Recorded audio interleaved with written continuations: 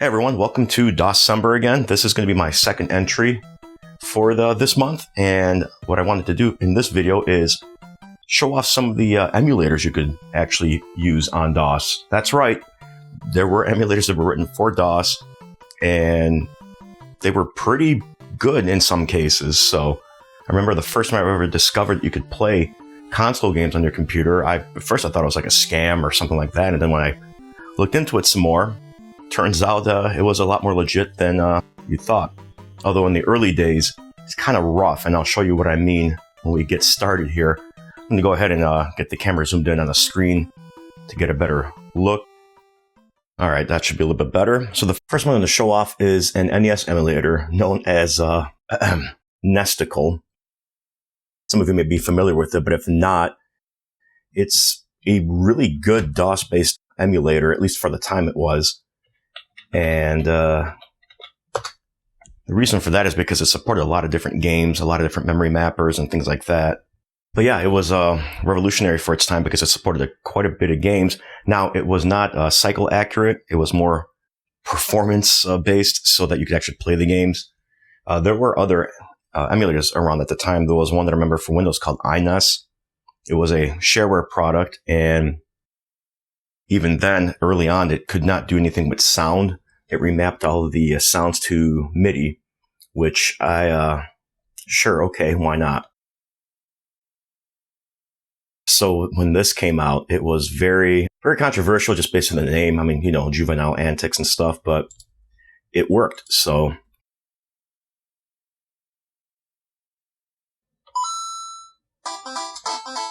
Sound and all, too.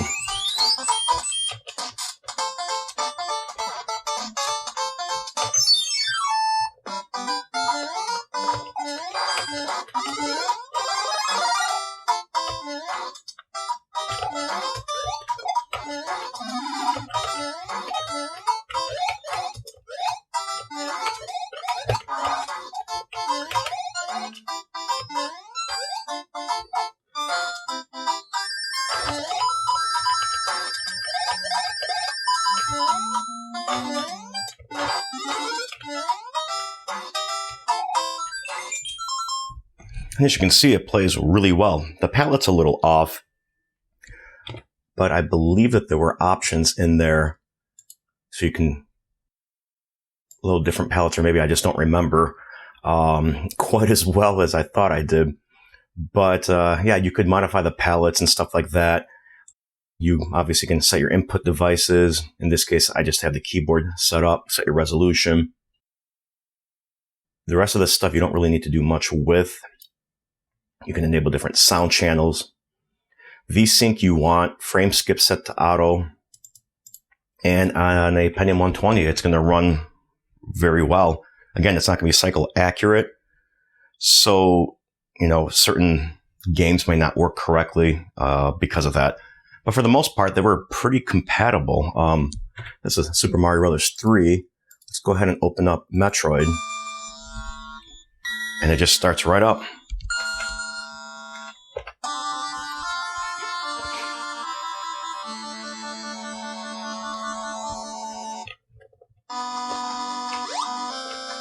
As you can hear, though, the sound channels are not quite perfect. They're some of them seem like they're holding on the note a little bit longer, so.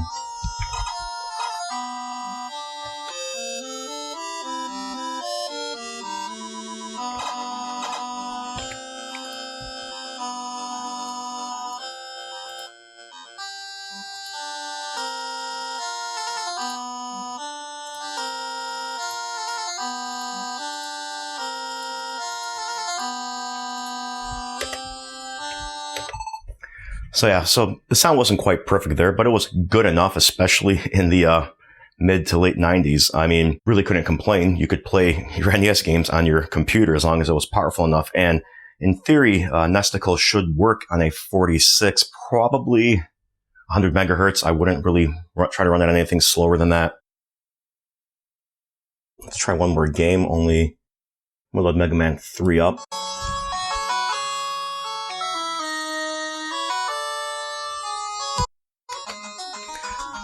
there is one interesting thing. Just about every version of Mega Man 3 I've ever played on consoles always seems to show like a glitchy line. And it seems like it's not really showing up now. It could be the emulation itself. It could be the display. It's tough to say. But, I mean, it seems to work just fine too.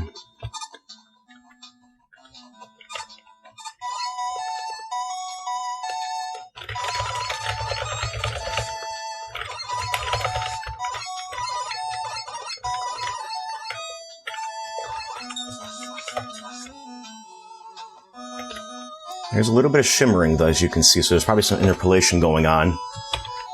But, as you can see, it works fine, and most games did work just fine for the most part.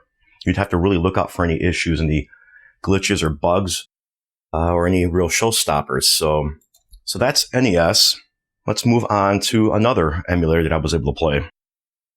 So the next emulator I want to show is a Genecyst emulator for DOS, made by the same creator as NESticle, and this developer decided to call it Genecyst. So, common theme there with some gore and childish humor.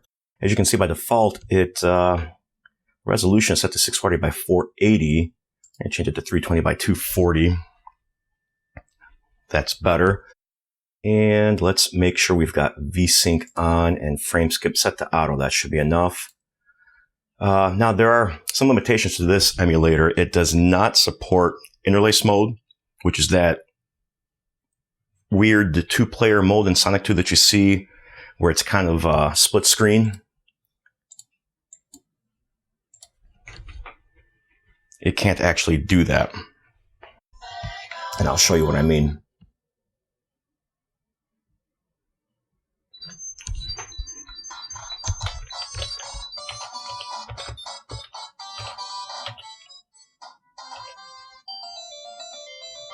As you can see, nothing on screen.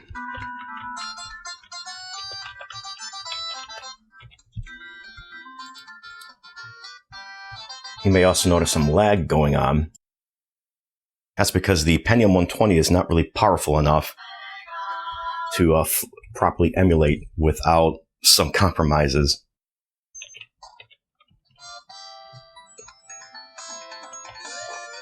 See, there's slowdown, the sound slows down. And there's definitely some clipping going on, but the clipping is not caused by performance or the frame skip. It's because of the performance itself.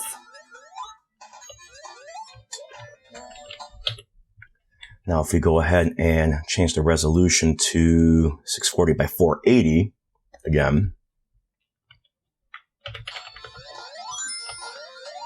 it seems to perform a lot better. Although, as you can see by the shield, it's not quite perfect still. But there's no slowdown.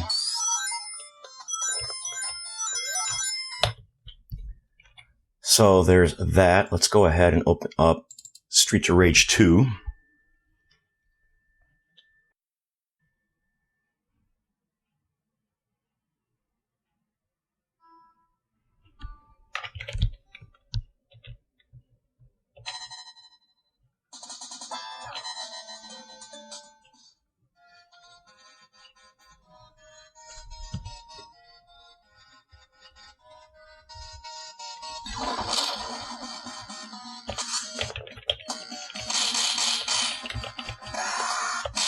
Sound is pretty good, but there is some slowdown, unfortunately, and I don't think there's really much we can do to improve that. Can try to disable VSync, but that's probably going to make things choppy.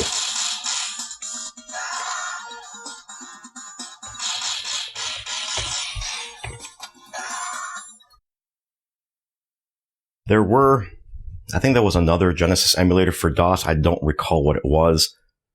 And by the time it came out, I think I had moved on to Windows-based emulation. But there is one more system we need to go over, and let me bring that up.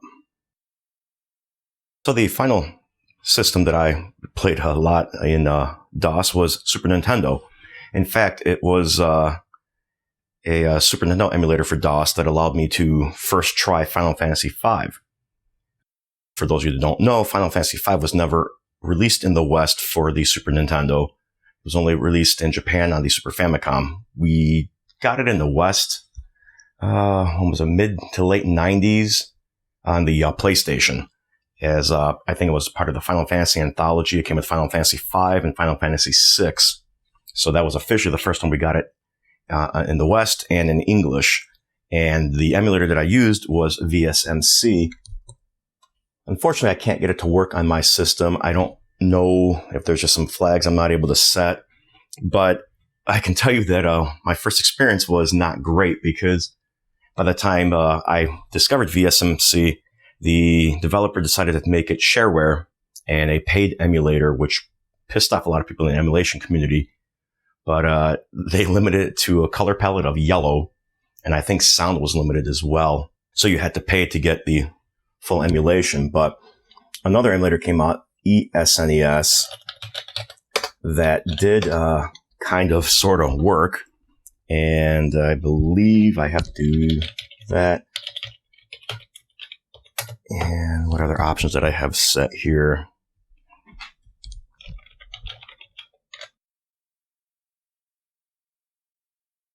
And we will pick Sound Blaster as recommended. They're going to see a lot of glitching on screen, basically saying that Mode 7 is not supported. And it is very, very slow. And sound emulation is really quiet. But it does work. And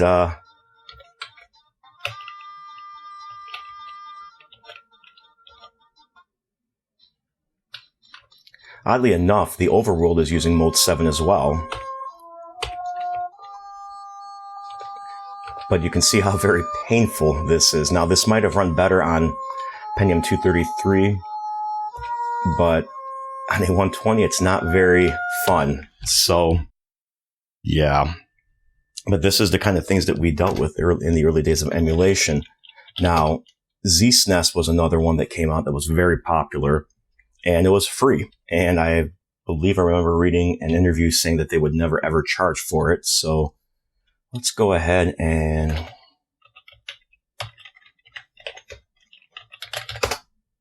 now the very first version, which is what this is, did not have a GUI, and you had to put everything in with command line flags. So ZSNES, and we would do auto skip. We'll leave that there. Sound sampling we'll do to the maximum. And we'll do sound on. Video mode we'll do 0. And oops. -V 0.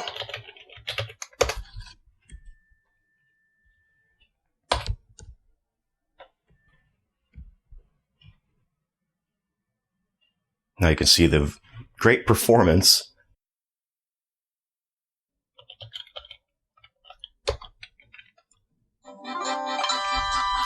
Very delayed. And that's kind of loud. You can also hear the sound is off.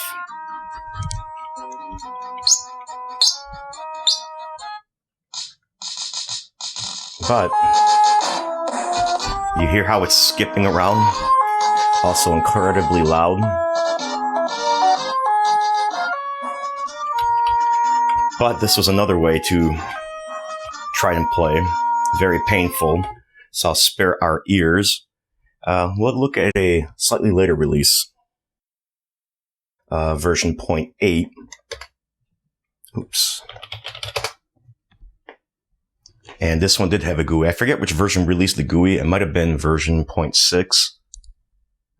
But you do have some basic options. Those of you that have played with ZSNES before, you might be familiar with some of these things here. So let's go ahead and load up Final Fantasy V. And as you can see, much better performance. You actually see the dragon.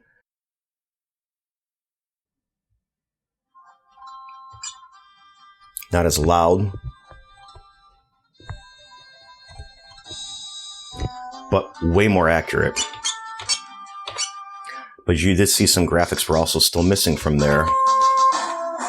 A lot of menu options, but way more playable.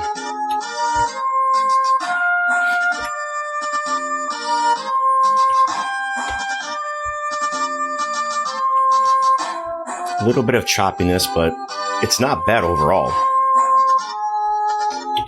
Now let's go ahead and load up Super Mario World.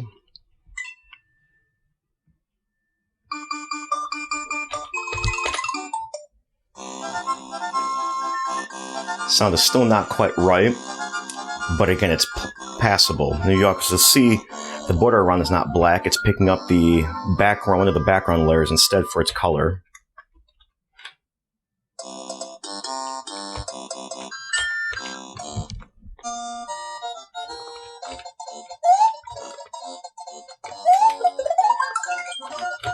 A little choppy, but it works for the most part.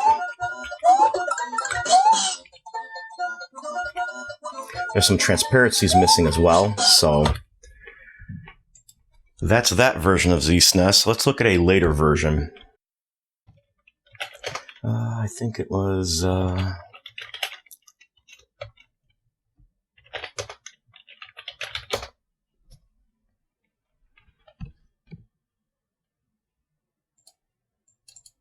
Let's load this back up again.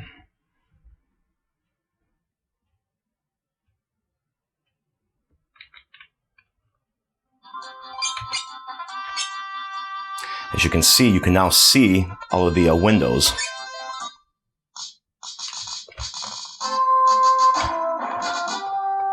Sound seems to be running well. Performance seems to be decent again.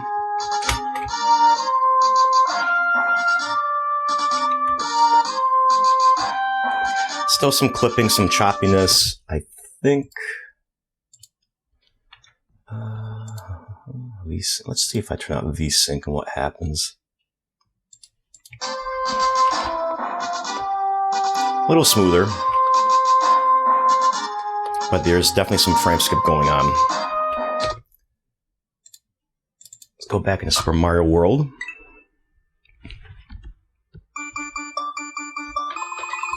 As you can see now, the border is now taking a different color altogether, but it's actually showing the correct color of the sky, in this case, light blue.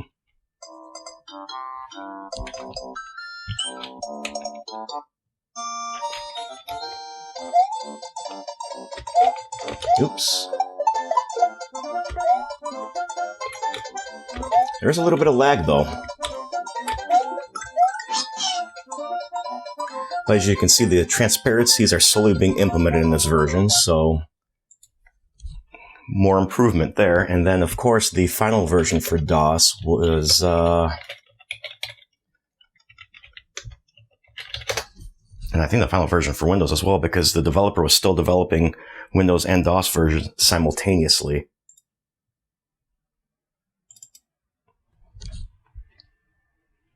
It's also giving you the ROM information that's available in the header.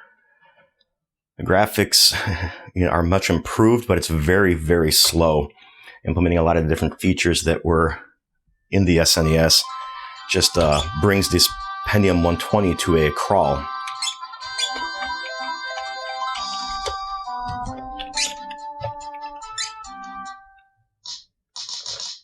But, I don't know if you noticed, but there's some transparency going on around here.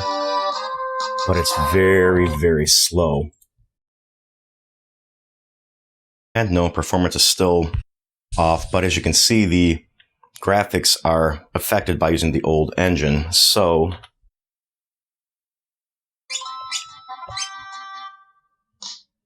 and no more transparency. And the performance overall is still not great. But again, this version of the emulator has a lot more of the Super Nintendo's features emulated, so there's that. Yeah, so this is how I got into emulation, was just randomly finding out about it online and, being really surprised that you could do stuff like that. Of course, there was the whole legality behind it, but the 90s were a wild time and no one really seemed to care as much. There is one more emulator I want to show off, though, and it's one that might surprise you. And the last one that I want to show off is called Fusion.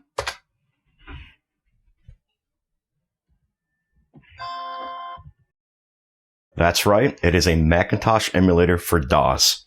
When I discovered this many years ago, I was just blown because I didn't think it was possible to run, any Macintosh software on non-Mac hardware.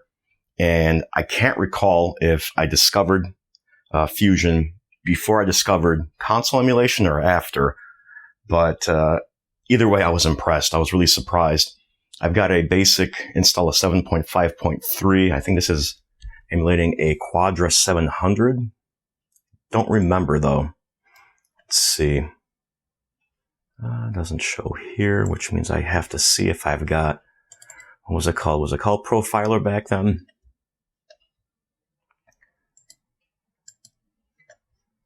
These are all the control panels. I don't think I've got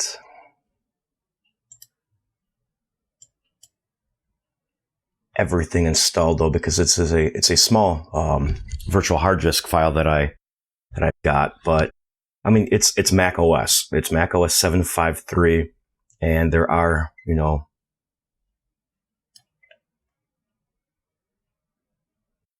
reading puzzle here. It doesn't perform super well.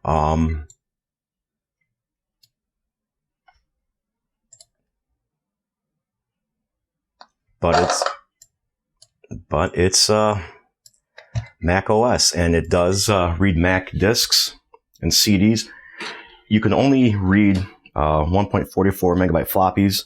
I don't have any for the Mac. All of mine are 800K. So I can't test a floppy feature, but it did work. I do remember that. And again, it is not the fastest. You almost definitely want to have maybe a Pentium 200 or higher to run it a little bit better. It should, in theory, though, run on a 486, although you may be limited as to which models you can run. And it's struggling to read the CD a little bit, but that's fine.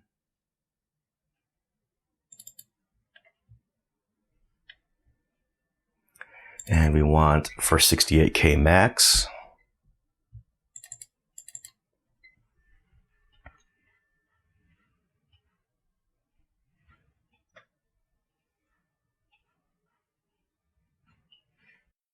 Oh, and this won't work because I don't have a new enough system. But you get the idea. But yeah, so not sure if any of you knew about this software, but it does exist. And like I said, it was a lot of fun poking around with it. There was another DOS-based, I don't even want to call it an emulator or even a simulator. It was more of like a translation layer, although it did include 68K emulation. It was called Executor by a company called ARDI, and they kind of did their own implementation of Mac OS. They did a lot of the system calls, and that would translate them from 68K to x86. And they also implemented their own version of their Finder, their graphical user interface, what have you. Looked kind of like the Finder, but it wasn't quite like that. They didn't want to get sued, obviously. But I'll try to overlay some screenshots of that. It's not the easiest system to set up, if I remember correctly, and getting software in and out of it is also difficult. I think it only supported floppy disks. I don't believe there was CD-ROM support just yet. And like I said, I don't have any 1.44 megabyte Mac floppies, so I can't really show you anything with software. Now, again, like other popular Mac emulators like VMac and etc., it does require a copy of the ROM, which the developers of Fusion did give you a utility to try and dump it. So if you had that capability, you could dump your own Mac ROM and use it. And there's also utility to configure all the different options like floppy disk support, mouse support, CD-ROM support, sound, etc. But you get the idea. It's a Mac emulator. It will work well enough, at least for you to poke around with, play around, things like that. Shutting down just closes the emulator and gives you the credits as long as it hasn't locked up on me, which I think it has. That's the other thing with this, is it sometimes would not shut down properly and it would actually freeze the computer. Can't really do much with it. As you can see, I'm doing control break and these random lines are showing up. So So what's the point of this video? Well, nowadays there's really no point to it. I mean, you can get a device as simple as this here, which is many times more powerful than this Pentium 120 that'll emulate pretty much anything in the 16-bit era backwards, both consoles and computers, pretty much flawlessly. You can play your Super NES games on here, NES, Genecyst, you can emulate your Mac, Amiga, etc. So nowadays, this, running emulators and DOS is kind of pointless. But back in the day, this was it. I mean, this is how it all started. So you wouldn't have RetroPie and, different things like that. You wouldn't have these, little mini consoles if it wasn't for the early days of emulation and some very dedicated developers that were very passionate about it. So, and of course, without emulation, people in the West would not have had a chance to play Final Fantasy V in English through translation patches until the PlayStation 1 version came out. And it's possible that it never would have come out even then, because, Square wouldn't have seen the interest we had. You'd have to either import a Super Famicom and a copy of Final Fantasy V from there and then try to translate to Japanese, or at least one of those little adapters that'll let you plug Japanese card into your console or break the tabs. But the other thing that emulation got me is a lot more excited about computers in general. And I ended up buying one of these back in the day, to better play Super Nintendo games and things like that. And the reason I picked the Gamepad Pro is because there was a utility you could run that would send keyboard strokes to the controller. So for any emulator that didn't have joypad support built in, which was, I think, most of them for DOS, you could still use a controller and not have to use keys and things like that. And also the whole point of this video is just for a little bit of fun, hopefully it was nostalgic for some of you. If any of you remember playing any of these emulators growing up, hopefully this brought a little bit of a smile to your face. So that's it for this video. Nothing super crazy. I hope it was fun, but nothing technical, nothing in depth, no benchmarks, not playing level 1 of Doom, which you guys have probably seen 10,000 times. So, but if you do want to see some DOS gaming, I do have a couple of games for DOS. One is Super Street Fighter 2 Turbo, and the other is Earthworm Jim Collection 1 and 2. Don't think I've got any other DOS games, so I take that back. I do have some really, really old DOS games that will not run on this Pentium 120, at least without some mucking around with software to get them to work. The system is just too fast for them. So if you guys want to see a video like that, let me know and I'll drop one down. Otherwise, I think my next video is going to be about the Packard Bell 486 that I picked up. I'm going to take a look at it and see what kind of damage is in there.